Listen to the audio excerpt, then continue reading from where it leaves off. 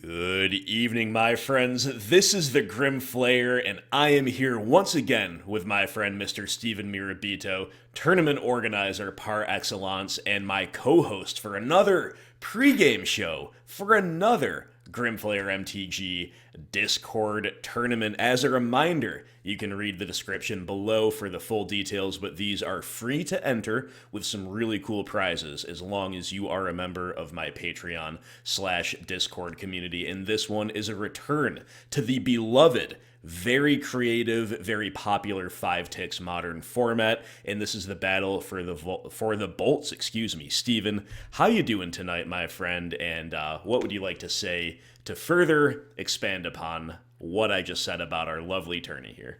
Oh, I'm so excited, Grim, and thank you so much for having me here. I'm really hyped to talk about these decks, which are really cool.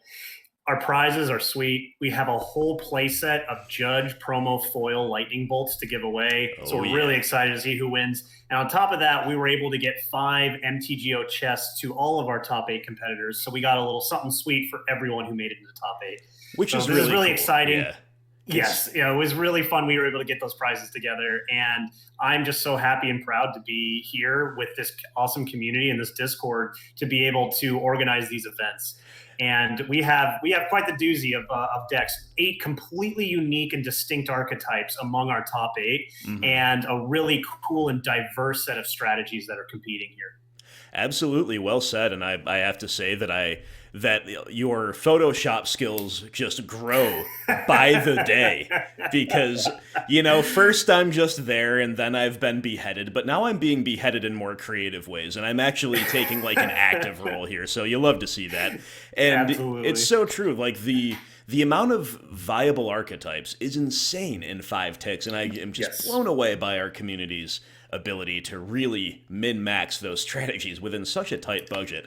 We are seeing a little bit less of international flavor than we have in the past. This is a very strongly American top 8. The Yanks are putting up a great show here, but KamiNet is I think deservedly in that number 1 seed. We'll get into that as we get into his list. Certainly. But yeah, if you just take a quick look at this top 8, it is very rich in terms of the diversity that it offers, and I'm really excited to break down the list. So that's what we're here to do. We're going to talk about each list in detail. We're going to offer our thoughts on who's going to win, and then we're going to wrap it up, and we'll be bringing you, of course, this content live commentated as we usually do. Is there anything, Steven, you'd like to say about the overall process before we get into the lists that you were a part of? No, not too much. Just that as soon as we announced the tournament, people were going crazy with creativity and brewing. So I'm really excited to show you guys what we have in store with this tournament. For sure. Yeah, good stuff. Let's hop right in.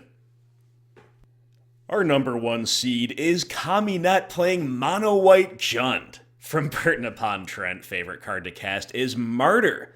Record so far is 33 life. We'll see if he can top that in the top 8. Why will you win, Kami? Well, he says pedigree. Very simple, right? All jokes aside, he thinks the deck is well positioned due to the exceptionally grindy nature and free win potential from certain cards and interactions. It's also quite unassuming, which may have favored him in the early rounds. Definitely. Woe unto those who underestimate the White Weenie deck. Steven, what are the standouts here for you? This is a really, really cool deck, and from an extremely handsome gentleman, if I may say so, Kami here, looking mighty fine in that picture. But I don't know if the floaty is supposed to go around his brow. I could be wrong. I need a fact check there, but when you're handsome, you can get away with it, right? Absolutely. And handsome he is, and especially handsome is this deck list, which has some really, like he says, some amazing interactions in it. And as you notice, a lot of reliance on small 1-drops, recursive creatures that get X for 1 value, and Squadron Hawk, Threven Inspector, the Ajani there, the Proclamation of Rebirth, the Ranger of Eos, extremely grindy deck. And when you see Kami really go off with this deck, it's quite remarkable. Of course, the engine and the core power of this deck is the Martyr of Sands, which is a card that gains you a whole lot of life. And then you follow that up with things like Sarah Ascendant, which gets boosted and has flying when you reach a certain threshold of life. I believe it's 30 or more. And so this deck is very unassuming, but has incredible grinding power. And not only that, its ability just to gain insane amounts of life, which normally in a deck would not be good, is actually really good for this deck because it gives it the sufficient amount of time to be able to last and be able to grind out other decks which are just trying to get you dead.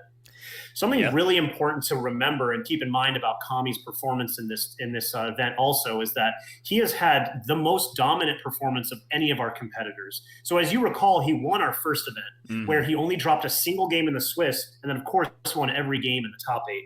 On top of that, he went completely undefeated with this list in our Swiss rounds of this 5 TIX tournament. And if that wasn't enough, as we're about to see in our number 2 seed, Kami brewed the deck that Warrior Dwarf played, and Warrior Dwarf also went completely undefeated in the Swiss, losing to only one person, which was Kami himself. So if we're talking about who we think's going to win, Kami has a really, really good shot of winning and taking down this tournament for a second time, given just how dominant his decks have done in both of our events so far. It's so true. Kami is the terror of 5 TIX. He knows it front and back. And what a statement to come and kind of spike the tournament the first time around with Living End, and then to go in the complete opposite direction and play a white weenie deck, about the fairest strategy you can imagine, even in the context of 5 TIX. And he just shows his mastery and his keen mind for brewing. And I completely agree with your analysis of the deck, Steven. The other thing that I think gives this deck some kind of hidden strength, because of course the more you can stretch those pennies in this format, the better off you'll be, is that white is notoriously rich with an utter plethora of hard hate sideboard cards, but at the same time, as far as broad playability in like real modern goes, white hasn't been that much on the map lately. This means that there's a huge wealth of kind of untapped potential for decently effective and dirt cheap hate cards. We see some of them here, and if you just look at the sideboard, you can just see that he's got answers for almost anything that you can think of. Quadruple Core Firewalker, triple Ruined Halo, that's a great place to start. So yeah, the list has a little bit of everything. As far as I can tell, very much impressed by it, eager to see it just like you are in action. And number 2 is Warrior Dwarf on Living End, hailing from the tri-state area. That has to be like Moria and other dwarven states, I assume, right? Correct. Yes, that is what I checked in and he was like, yes, that's what I meant. All right, awesome. Just good to clarify that. Favorite card to cast, Violent Outburst. Obviously makes some sense. Going off at instant speed, nothing like that. And why will Warrior Dwarf win? The future is unknown, but perhaps he can cycle into it. Oh, I love it. Sorry for the pun. No apology needed. I think Living End in resiliency in this format is very strong. No question about that. The first tournament was proof enough of that. And as you said, Steven, this is running back the exact 75. If you can't beat him, join him, right? Absolutely true. And so if we're wondering, who will win, well, definitely a strong argument for Warrior Dwarf winning. Yes. If the past is any evidence of our future here, we may see Living End be able to take down this tournament once more. That's right. History can repeat itself. Maybe it will here. If you watched the first tournament, you saw us analyze Living End the first time. You saw it in action as well, going all the way. So I don't know. Is there anything else we need to say about maybe what it's up against, or is this pretty much an understood, known quantity? Yeah, known quantity in this format, and even those the known quantity still did really well. Just a super powerful deck. Yeah. Being able to potentially end the game on turn 3 in the 5 TIX format, just a really, really powerful feature and aspect of this deck to really be able to take down this entire event. Yeah, well said. I think that about sums it up. So yeah, Living End, very, very strong, no question about it. And speaking of history repeating itself, in the 3rd seed, just like last time around, we have Maybe Lotus's Dan in full black in his goth outfit with a mono black build, and he's from Skulltown, Urborg. That makes me so happy. I do just love to hear that. And his favorite card to cast is Blood Chief Ascension. Not exactly a core card that you would maybe assume right off the bat. even within the restriction of 5 ticks. We'll get into that in a second. Why will you win? Well, Dan says that insidious fear can be the undoing of the greatest of armies. So true. That is a reference to the flavor text of Hooded Horror. And I'll be honest, if there's a deeper meaning there, it escapes me. What is the esoteric meaning, Stephen, of the commander staple, Hooded Horror? In the what message is Dan sending us? Is this a threat? What's going on here? It must be. Well, hey, you know what? He's coming and making a strong declaration to everyone. He said, listen, I was in the top 8 last time, and I'm coming back to take it down. It must be what that means. I can't think of anything else. But anyway, we're looking here at Dan's mono black deck. Very, very cool. Amazing to see him make a repeat 3rd place in our Swiss, after our Swiss rounds, like he did with our last 5 ticks event, with the same exact deck. Pretty cool. Much different list, though. If you look back at the other video and his list, you'll notice he's made a lot of changes, and I really commend Dan for how much work he has put into this archetype. He has really made this archetype his own, and really put a lot of thought and effort and care into how he's constructing his decks, especially this mono black deck here, into really making sure that he is taking the most percentage points against the competition. And it really showed, because he got 3rd in our after our Swiss rounds here. I'm really excited to see Dan potentially make another shot at this top 8, and then also potentially taking this whole thing down. I think if we're talking about who could win this event, I think Dan has a really very real shot at it, given the fact that his sideboard, you can tell, is constructed to try to beat just about everyone. He's kind of taken the Jund approach, where he wants just kind of to hedge and get percentage points against everyone in the field. And on top of that, he also just has a very aggressive and strong plan of just killing you. Geralf's Messengers, followed up by Gifted Aetherborns and Grey Merchant, is a great recipe for ending the game really quickly. Well said. Absolutely agreed. I do like the sideboard. I think we saw Dan lose to a very unfavored matchup in Living End last time around, which is one of the only things that I would say is a hard favorite against a mono black deck, especially one restricted to 5 ticks, but we do see some graveyard hate involved in some interesting ways. We've got a Timuret main deck, we've got a Withered Wretch sideboard, we've got Ravenous Trap. There's a lot to reach for if you're able to get as creative as Dan is. We've got Lost Legacies to name the namesake card, perhaps maybe some duress action depending on what all comes out. And in this exact type of archetype, of course, you have no shortage of things to do against opposing creature decks. So if he can hit some favorable matchups, and if he can find those sideboard cards against the maybe more unfavored ones, I think there is very little that could stand between Dan and glory. So I agree with you. I think a lot of viewers of this channel, a lot of members of this community, Dan is one of our moderators on Discord, of course, and most of us play black-based mid-range to some degree, right? So Dan going to be a big fan favorite here, and one that really could go all the way.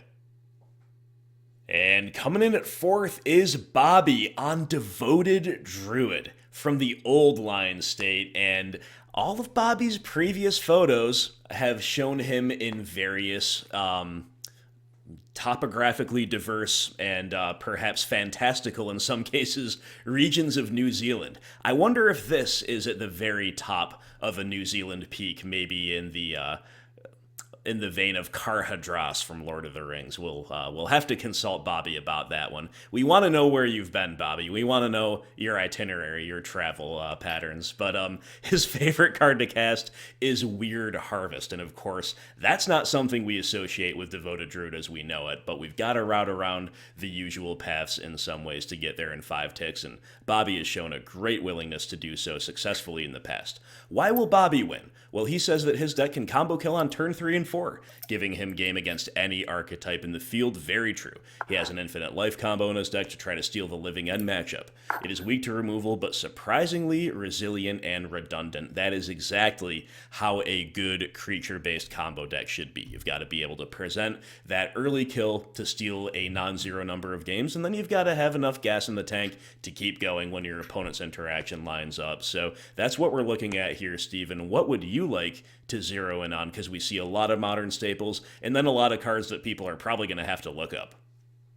Absolutely. Well, the first thing I want to say is I just really commend Bobby for pulling off Devoted Druid in this format and pulling it off really well. This was actually when we first introduced 5 ticks and everyone was brewing, myself included. I tried to make this deck work, and I actually really did not succeed. I didn't find any brews of this that I found were successful, but Bobby really dug deep and found some pretty cool things to make this deck work. So I'd love to discuss really quick that card, Weird Harvest. Yes. So for anyone who does not know, really bizarre 8th edition card from from 8th edition is called Weird Harvest, a sorcery, X green. Each player may search his or her library for up to X creature cards. So each player reveal those cards and put them into their hands. Then each player who searched and shuffles. So really, really strange and bizarre card. And Bobby had mentioned that he loves when he casts this card because the artwork is really strange. And then it has this really very unique, like kind of 8th edition effect. And by the time your opponent realizes what's going on, you're probably dead because you fetched up the creatures that you need to win the combo. Really, really cool stuff. And on top of that, because as you can tell, we can't play things like, a Collected Company, which is usually the backbone of a deck like this. So in its place, we're looking at that Weird Harvest card. We're looking at things like Court of Calling and then Incubation Incongruity, which is another really good and powerful card to use in a, kind of creature toolbox kind of fashion. Absolutely. If we're thinking about why, Bobby may win this whole thing, he's exactly right as what he says in his description. I mean, he has a very aggressive, assertive, combo deck here where if he is not interrupted, if he does not face down a whole bunch of lava darts and fatal pushes, he is going to win the game. The amount of redundancy in this deck is pretty impressive. And even if our opponent does find some removal spells, it's really nice that we have 3 copies of Postmortem Lunge to potentially grab back some creatures from the graveyard to help us go off on that very turn. So really, really excited to see what Bobby does with this event and see if his deck has the strength to take him all the way to the finals. Absolutely, well said. And this deck is delightful in a few different ways. In addition to what you said, it pulls a lot from very old cards. Weird Harvest actually first printing appears to be from Onslaught, so very, very cool stuff there. Excuse me, not 8th edition. It's just even older and even weirder than we thought. And then you see relatively new tech. We see like Destiny Spinner, and as you said, Incubation Incongruity, which I think is a really powerful card, and Shalai, Voice of Plenty. And speaking of Shalai, the one-ofs to tutor with Harvest, we've got Shalai, we've got Carrion Feeder to go tall. There's a whole lot going on here. It is super interesting. I have always had a soft spot for Devoted Druid, and I don't know why. It might simply be because it's fun for me to play against on BGX because I'm favored. My spells line up, but it's still thrilling. It's still kind of a thrill. I agree. And rewards interaction. So soft spot for this as far as combo decks go. And hey, you mentioned the handsomeness of our number one, but hey, how about Bobby? We've got a good-looking crew here, you do have to say. Everybody's showing up in these pictures. It's so true. I have to say, no spoiler for the ending here, but there's a lot of people in the Discord in these various pictures, all looking quite handsome. No doubt about it. Nobody could deny that. So yeah, great stuff here. Again, you'll talk about the diversity of archetypes. We've seen that already in full evidence in this top 4. We got another 4 to go. Number 5 seed is Ashes, playing mono red from Iowa. Favorite card to cast is Lava Dart. It better be that Judgment printing, and I completely agree. And why will Ashes win? As a mono-red player, he bleeds these bolts. And hey, even the name Ashes, of course, very much reminiscent of this archetype, reducing the opponents to ash, as it were. So, Steven, we see, of course, a lot of very recognizable mono-red prowess or mono-red Abash staples, and then, maybe just a very small minority of cards that don't see much modern play, but I think almost everything actually has seen modern play, whether it be Shard Volley in mono red burn or basically every other card in some kind of prowess variant. So very powerful deck on that basis alone, wouldn't you say? Absolutely. Actually, really, really cool background about Ashes as a Magic player. Basically, if you take those Blister Coil Weirds and make them Soulscar Mages, this is more or less the list that he took to a top 8 finish in a big SCG event right before COVID went down.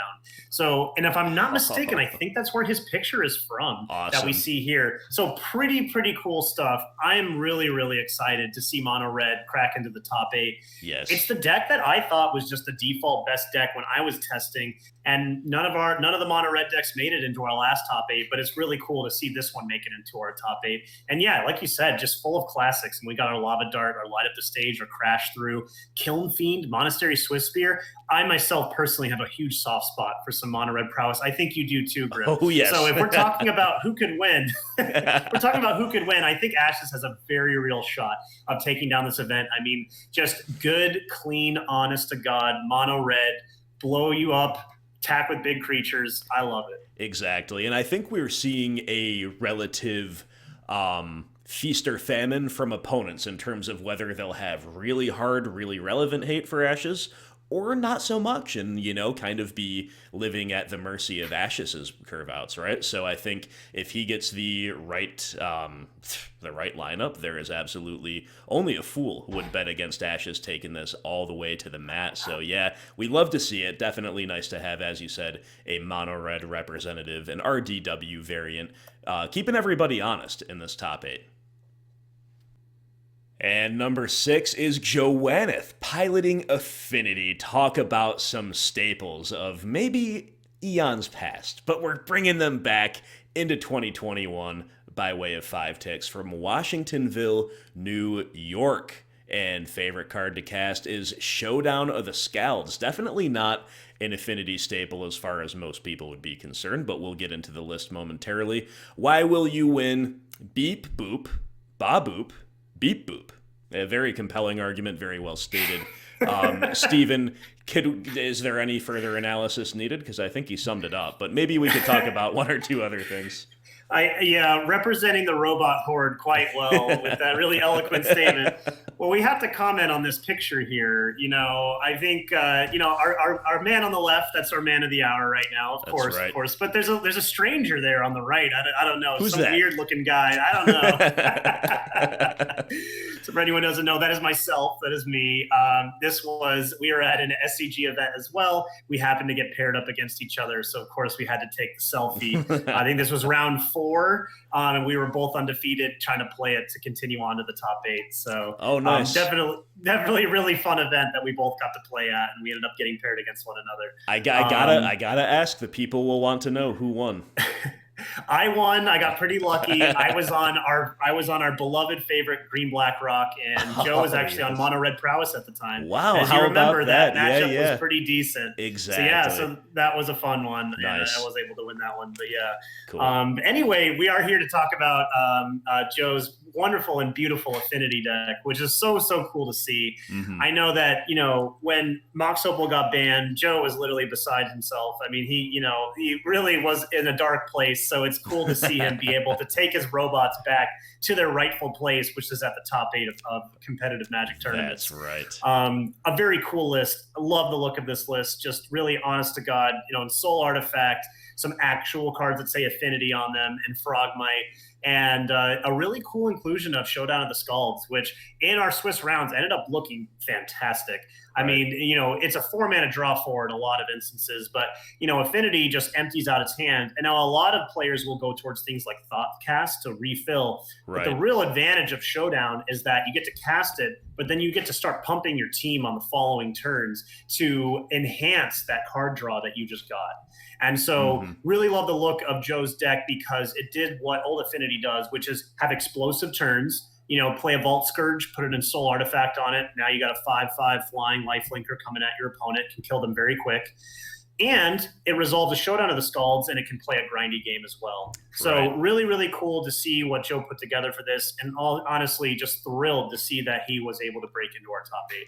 Absolutely well said. And, the Affinity sideboards have historically always had a surprising amount of game against the format, and we are seeing some old familiar staples, Tormod's Crypt, Welding Jar, of course, feeding into the Affinity game plan while being relevant hate for linear strategies. But then we've got Dispatch, we've got Whip Flare, we've got those main deck Galvanic Blasts, so there is a good amount of interaction here. And then X-Champion will, of course, be a slow but pseudo-unanswerable clock against some decks in some circumstances anyway, so absolutely sharing your enthusiasm for this one. Really, the Mox Opal ban didn't sit well with me either, to be perfectly honest. I dearly miss Affinity across the table in Modern, and it's going to be great to see it here in 5 ticks, no doubt about it. And number 7 is Daniela, on green-white aggro from Milan in Italy. Absolutely one of the places on my bucket list to visit, no question about it. Favorite card to cast, Wiltleaf Liege, because the buff it provides is absolutely incredible. It is like a really strong buff. Easy to forget about, the good old-fashioned Anthem effects sometimes with what else goes on in Modern these days, but it is a very powerful buff.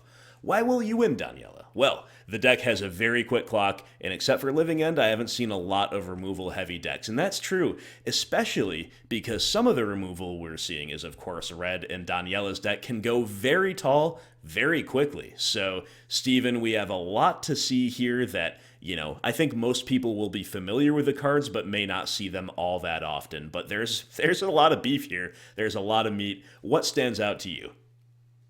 Well, really, really cool deck. I really love the style of deck that Daniela has put together here. And all of his Swiss round opponents that I talked to were just like, yeah, I mean, he played what looked like a bunch of derpy creatures and then all of a sudden was attacking for lethal. So I think that's actually really the story of the deck that he has put together here, which is really exciting. Mm-hmm. And I think a large part of that just has to do with the card Wiltleaf Liege, which is a personal favorite card of mine. For anyone who doesn't know, a part of a lot of the text on there, the most relevant here for us is that it gives green creatures +1/+1, but also white creatures +1/+1.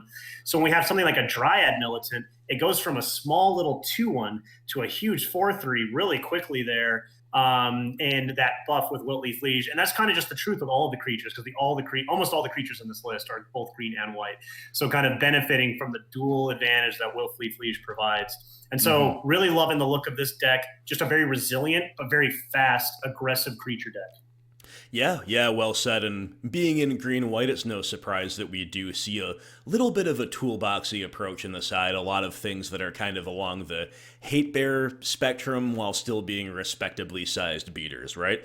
Another thing that stands out to me is that we're actually not seeing, I think, as many multicolored decks in general this time around as we did in the last top 8. So it's cool to see a representative there. We see, even though the 5-tick mana bases are notoriously tough to accommodate multiple colors, I do like seeing a card like Gavany Township. That could be a big difference maker for Daniela. But yeah, fascinating to see a list like this come together. A lot of very powerful 4-ofs, looks really streamlined, really proactive, can operate on multiple dimensions, and honestly, wouldn't rule it out. Looks like a really strong candidate to me. And coming in, sneaking in, slithering and swimming and, just creeping along the algae on the bottom of the river is my good friend, the Dogfish on Merfolk. What else? From upstate New York. We love the Dogfish on this channel. Great Merfolk pilot, and it's about time that he brought Merfolk to bear. I think he was taking it easy on everybody, and finally he said, you know what, 5 ticks Merfolk, it's time. And favorite card to cast, Spreading Seas. Oh, don't I know it? He's got a knack. He's got a gift of just drawing all the Spreading Seas at once, and it's really tough to beat. Why will you win? He's playing Merfolk, casting fish and turning them sideways. So true, so true. And the beauty of Merfolk is that most of the actual Merfolk are very, very cheap, despite Merfolk being disgustingly expensive on MTGO relative to its meta share. But that's because cards Force of Negation above all, right? But there's other stuff like Ether Vial that really drives up the price. But most of the core Merfolk, especially for a format like this, where you can maybe afford not to be fully optimized with a Merfolk selection, they're actually pretty cheap. So we see a very coherent, surprisingly powerful Merfolk shell at this 5-tick limit.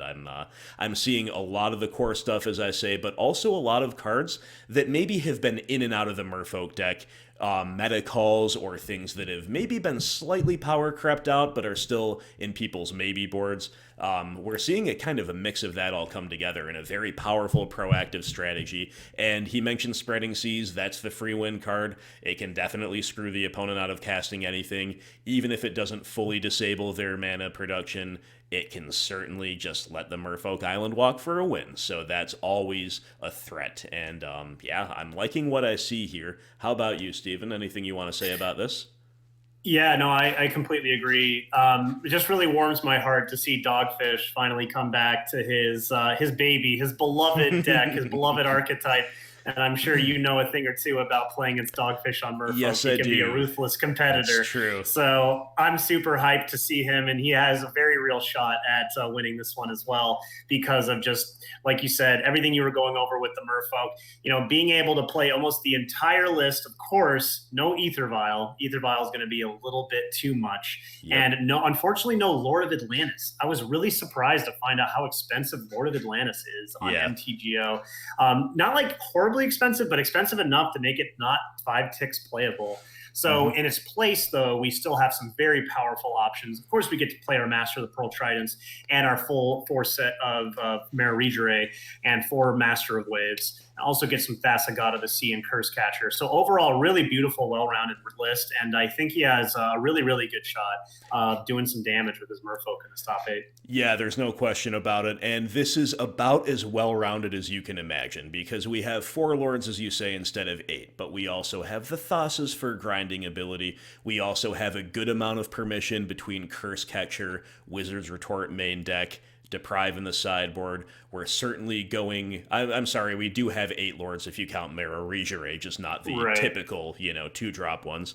And that's kind of a tempo card as well as being a go tall card. We have 4 Master of Waves to go wide. We've got a little bit of everything in the sideboard, more permission even than I mentioned at first with Mystical Dispute. We've got the second Cure to come in. We've got Smuggler's Copter for filtering and going over the top, and then we've got a variety of blue hate cards. Some are Merfolk, some are non-creature spells. It really, truly does do a little bit of everything with I think maybe a temptation here could have been for Dogfish to kind of pick a lane or pick a couple lanes, but he has opted to spread himself in order to compete on every single axis. And honestly, given it's kind of like the mono white effect, right? Where there's so many cards that are viable, but they don't see enough play that they're prohibitively expensive. So he really can justify doing a little bit of everything, having a really powerful list, and I think that's exactly where you want to be here. So well done to the Dogfish. He rounds out our top 8. All right, my friends, now we are here finally to answer the prevailing question of this video: who will win? So we've got, of course, in the top left, Kaminet on Martyr, Dogfish on Merfolk, number 1 versus number 8. Let's begin there. I think if we were in Modern, Steven, I'd be putting my money on the Dogfish just because Merfolk are a little bit more aggressive. They've got the Spreading Seas to break the board stall, but with the caveat that maybe that depends on exactly how many sweeper effects the Martyr deck is playing, right? Because that varies greatly from what I know. But of course, in 5 ticks, the stakes are different, the cards are different. Little bit of a toss-up. I think maybe they both have the... they both should be respecting the other deck, and I don't know if there's a very strong favorite as I see it. Yeah, I completely agree, Grim. I actually talked to the both of them about this, kind of in prep for this video, and they both said very similar things.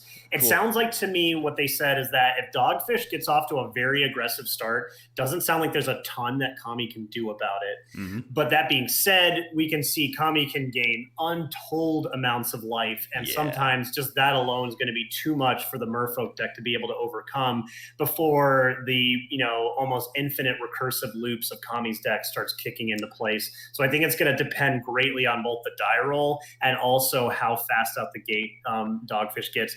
If I was forced to give a favorite or an answer here, I'm probably siding with Kami, but not by a whole lot. Gotcha. Okay, cool. Yeah, good to know that that's how those pilots are feeling, and I think that's well said.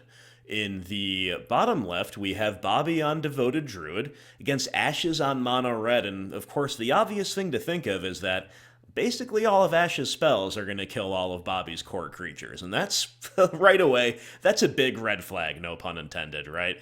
This is the type of matchup that just kind of has you licking your chops as the mono-red player, if we're talking about, of course, the modern stuff. But here in 5 ticks, does Bobby have any rabbits to pull out of the hat, or do you kind of think that mono-red is the big favorite here?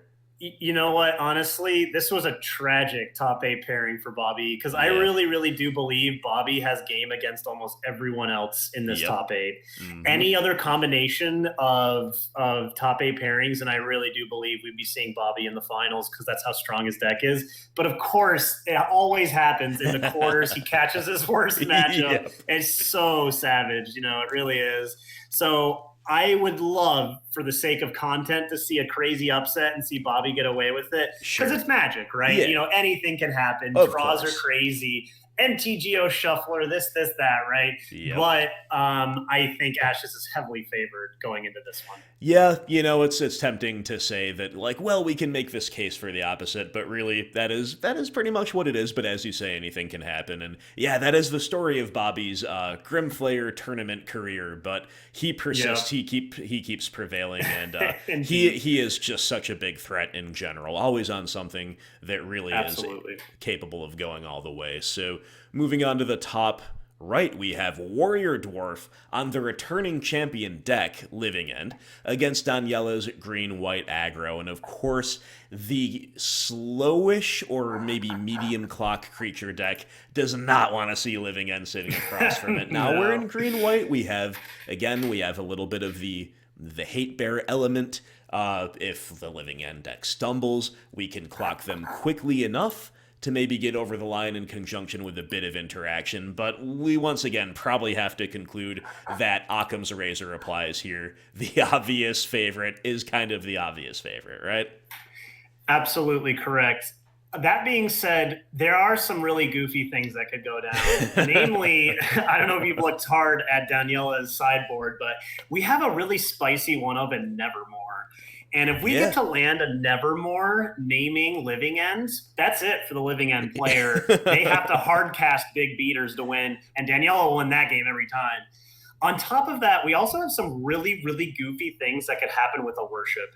So basically, if Daniela can always maintain creatures in both yard and on board, then it doesn't matter how many Living Ends we cast, because as long as Daniela still has a creature on the battlefield, a worship will keep him alive. Right. So I am looking forward to seeing something really goofy happen in this quarterfinals match. Although I completely agree with you, Warrior Dwarf is most likely going to win, but I'm just holding out hope for something really crazy to go down and some wild upset from the one of top deck sideboard card to happen. Yeah, no, that's totally fair. I think honestly there's a higher percentage chance of that happening maybe than Bobby surviving all of the burn, right? So I do think there's a big chance for Daniela to spike that relative to the overall percentage chance that he has, right? It's probably not going to be the most interactive match we've ever seen, no matter how it ends up, but it should be thrilling nonetheless. And the bottom right, rounding out the quarterfinal brackets, we have Dan on mono black, dodging Living End for now, but maybe geared up to face it in the semis as he takes on Affinity. And of course, we know that black-based interaction does line up pretty well against Affinity, but it's not like Dan has all the modern staples at his disposal. The Affinity deck looks really, really explosive. I think that my first instinct here is to say that mono black is like a solid but not overwhelming favorite, but I think if I really sat down and compared the list, I might start to find myself leaning more toward maybe 55-45, something in that realm. What do you think about this one? Yeah, I completely agree. And I really have to shout out these two competitors because it's cool to see them catch the pairing again in the quarters here. Watching their semifinal match was thrilling. I really, really believe that more so than any other match I watched in the Swiss rounds, their match was the closest to looking like modern.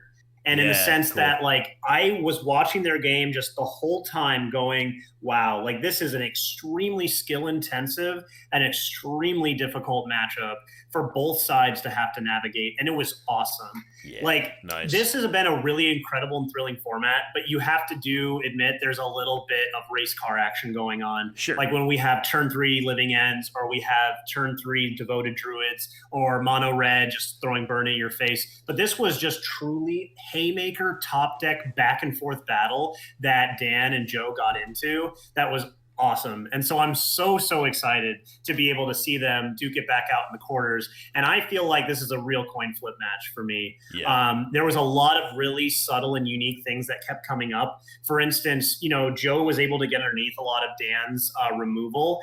Now, of course, Dan has a really powerful removal like Defile, which gives -X with how many swamps you have. Yes. But Dan was like stuck on 3 lands, and Joe just had like a 5/5 beater coming down, so he couldn't remove it. It was really, really cool. So I think it's this is a matchup to look out for. I think if anyone could run away with it, it was be Dan. Like Dan could just absolutely just demolish Joe in removal. But I do think this is a close one.